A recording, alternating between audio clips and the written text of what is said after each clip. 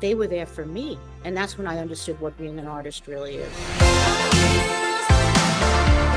I think an album's actually in the works. I spoke to my management about it, and we're getting such interesting feedback that we might put a lot more. I'm so used to dropping singles now, but maybe we'll see. It's pretty exciting. When I did do my first colonoscopy, which was in my mid-50s, which I waited. So there you go. There were so many polyps that they told me, we need to take your colon out immediately. And I said, I'm not that girl. Let's back up. Let's take new information in. And so I had been going every 6 months to do a colonoscopy just because I formed so many polyps, and they immediately felt like, let's just rip everything out. So I had backed that up. So now 4 years later, I was continually going every 6 months to get a diagnosis over a weekend. And he said, call me back on Monday. I don't want to ruin your weekend after a routine colonoscopy. I said, well. And this is what he said. Hey, it's Dr. So-and-so, just got your biopsies back, because every time they went in, I always had polyps. 3, 4, first time was 9. That's why they were like, because one of them came back very aggressive.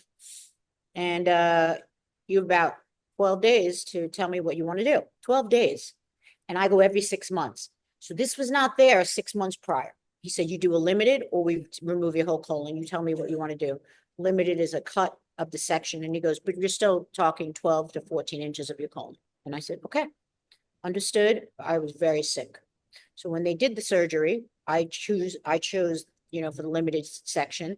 After that, I came down with what everybody ultimately is exposed to, whether you get infection when, I was cut very deeply. And then the tenacity of what you asked me, what did it feel like? It felt like I knew I was dying. I knew it was one way or the other. And it wasn't from the colon, from the cancer.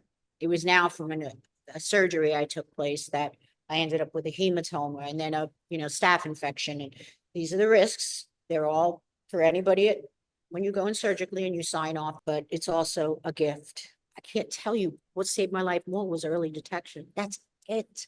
Because I lost Kirstie Alley 3 months later. You saw that, right? 3 months she was sick and then dead. Had no idea. I was no signs. I had no bleeding, nothing. So just go. If you're 47, go. Because we live very fast-paced lifestyles now. We juggle a lot of things as women. And I talk about it very openly. I thought it was a male-dominated. I didn't have any signs. I had no hemorrhoid, nothing. It's part of your wellness routine now, like a mammogram, like what we do. Did I not say I'm going? They're going, do not go don't take one show, don't do this. I said to my infectious disease, once you get an infection on top of the surgery, the surgeon wipes their hands of you. You're now in with infectious disease. And then I had a hematoma on top of it. The pain was something else. Yeah, I said, I'm going to the Blue Note. I'm going to play my Hawaii. And they were the most loving, helping, caring. I figured out my purpose more than I could have ever figured out my purpose. And then also this additional component of my well-being isn't depending on my audience's well-being, but they were there for me. I could receive this incredible blanket and a hug and understanding. And that's when I understood what being an artist really is. I'll get a colonoscopy. I'm pretty simple. And I'll be on stage. And I don't take any of it for granted.